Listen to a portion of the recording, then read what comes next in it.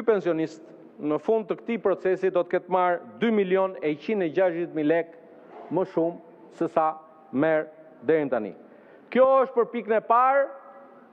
Për pjesën tjetër, besoj që e bashkëndajmë edhe lajmin tjetër të mirë.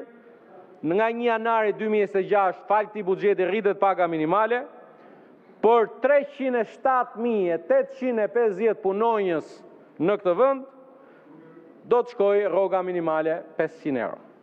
Dhe nga ajo që do të lexonin në buxhetin e shtetit, jo vetëm pensionistët do të marrin 100 milion euro më shumë, në 2027-ën, siç u thash, do ta dyfishojmë në 200 milion e me radhë, dhe totali i rritjes buxhetore, mbështetjes buxhetore për pensionistët shkon 1.7 miliardë euro. Sa i përket pagave, jo vetëm paga minimale, janë dhe një sër pagash të tjera në sektorin shtetëror. Jam shumë krenar si kryetari i grupit, por si ish ministri i Brendshëm, të jap dhe lajmin e mirë punonjësve të policisë shtetit, të Gardës Republikës, që ajo që nuk e arritëm dot një vit më parë në rritjet e pagave tyre, ndodh në buxhetin e shtetit të vitit 2026.